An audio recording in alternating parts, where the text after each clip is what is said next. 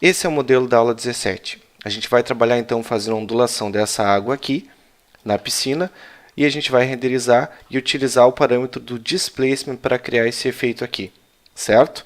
Vocês vão notar depois no render que lá no fundo a gente não vai ter imagem nenhuma, ela vai ficar escura, por quê?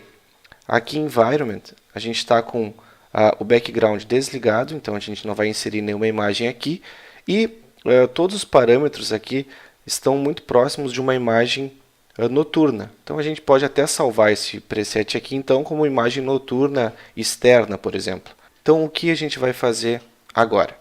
Primeiramente a gente vai criar então um material. Aqui todos esses materiais já estão aqui na cena. A gente vai criar um material para água. Então vamos lá. Create Material, Standard, renomear, então 2 cliques, água ondulada. Ok, então está aqui a nossa água. No primeiro preview, está aqui. A gente vai colocar agora transparência nessa água, certo? Então a transparência a gente já conhece, é aqui em Diffuse, preto totalmente opaco e branco totalmente transparente. Então a gente vai lá para cima, mais ou menos esse valor aqui está ótimo. 247, 245, então aqui no RGB, tá? A gente coloca esse valor aqui, ok? Preview, tá aqui. Agora a gente já não vê mais a água. A cor da água, ela não interfere muito, mas se vocês quiserem colocar um tom de azul clarinho, tá? Então vai muito de gosto. Então, preview está aqui, certo? Depois disso, a gente vai colocar então uma reflexão. Então, direito, a gente vai criar uma layer de reflexão. Preview, está aqui o nosso efeito. Se a gente entrar aqui dentro, a gente vai ver que o IOR ele vem configurado, a gente já sabe, sempre 1,55 e o refract também. O valor da água, então, é 1,33. Então, a gente pode colocar esses valores aqui, 1,33, 1,33. Ok, preview.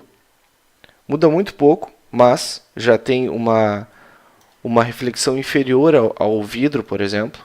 Tá? Então ele não vai refletir tanto, nem a luz e nem refletir os objetos ao entorno da água.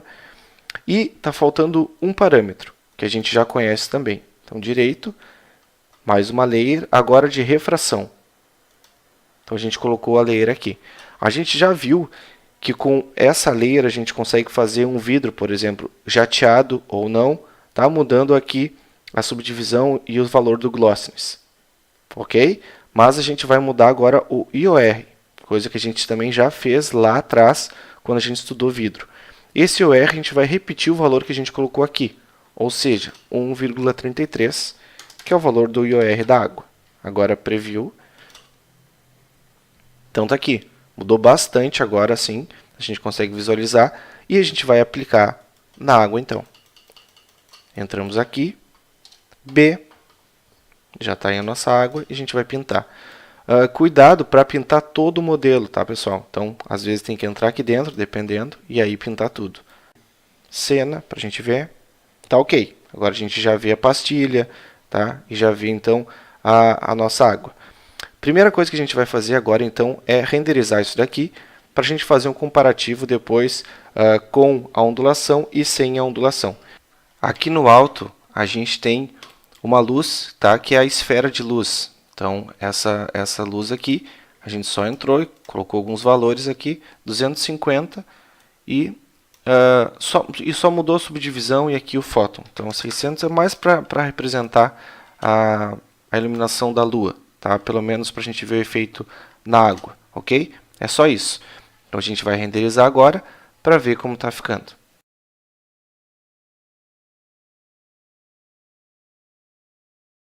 Esse é o resultado final da nossa imagem. A gente vê que a água ela ficou muito mais parecida com o vidro do que necessariamente com uma água. Ela não tem ondulação nenhuma. A luz também que bate nela ela fica muito marcada, fica totalmente refletida aqui, sem aquela marquinha das ondas da água, por menores que sejam, elas já iam fazer uma diferença gigante aqui na nossa imagem. Então, para melhorar isso, a gente vai colocar um fator que é o displacement para criar ondulação e imperfeição nas águas, certo? Antes disso, só vamos marcar aqui, ó, metade aqui da cena, mais ou menos, para a gente ver o efeito da luz, um pouco aqui também, e do encontro com a escadinha aqui na água. Tá ok? Então, agora a gente pode fechar. Antes disso, vamos salvar aqui, ó, H, e salvar essa imagem aqui. Então, tá aí. Agora sim.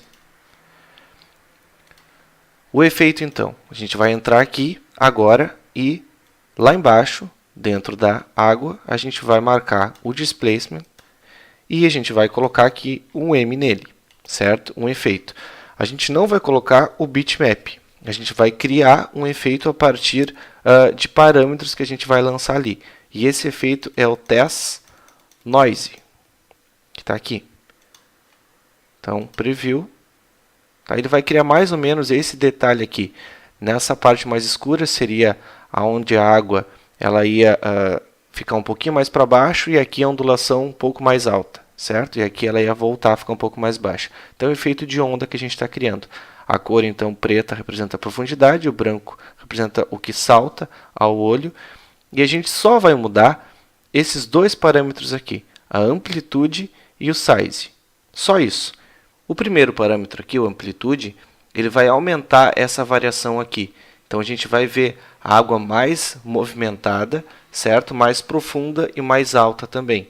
Como se tivesse caído alguma coisa na água, por exemplo, ou batendo um vento muito forte.